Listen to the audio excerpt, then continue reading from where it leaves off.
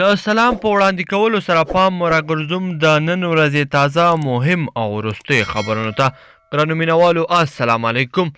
د افغانستان د ټاکنو کمیسیون په مرکز او ولایتو کې د رایو بیا شمیرنه پیل شوه. ټاکنو کمیسیون نن یکشنبه د یوې وینا په خپرولو خبر ورکړی دی چې د رایو بیا شمیرنه او پلټنې په خپلو ولایتي دفترونو کې پیل کړي او بهیر یې د نمایندانو د استازو کورنیو بهرنیو ناظرانو او د رسنیو لخوا څارل کیږي. په وینا کې ویل شوي چې د ځینو ولایتونو چارې مخ ته تللي او ټاکل شوي په ټولو 34 ولایتونو کې د 8200 رایه محلونو د رایو بیا شمیرنه او پلټنه وشي.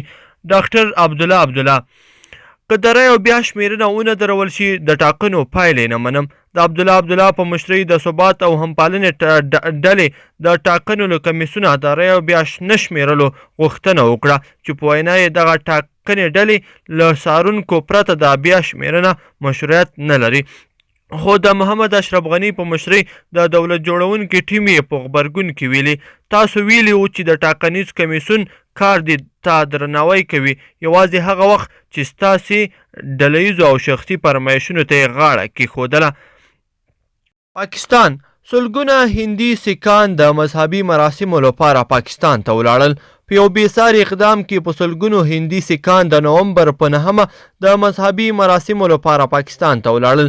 د هند پخوانی صدراعظم موهن سنګ د بالیوډ سینما لوبغاړی او د پارلمان غړی سنی دیول او د هند سیاستوال نوجین سنګ سیدو هم په زیارت کوونکو کې شامل وو. د اسلام آباد او نوې ډیلي ترمنځ د یوې هوکړې له مخې سږ زیارت کوونکي کولی شي د کرترپور له لارې د ویزې پرته د پاکستان خاورې ته ننوځي.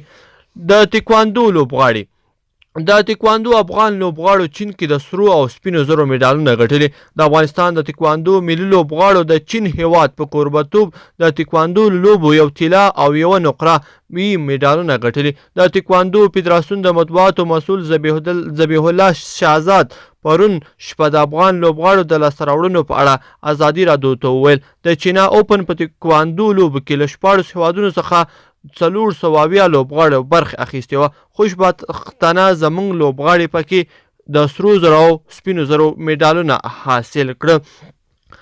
امرالله صالح عبدالله ته ټیم دی په افغانیت باور نه لري او نفاق ته لمن وهي.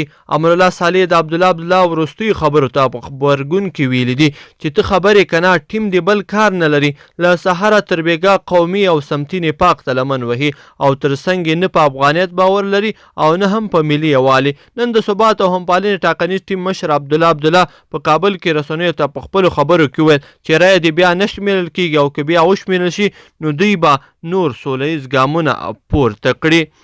وروستی خبر هم د کرکټ له نړۍ څخه.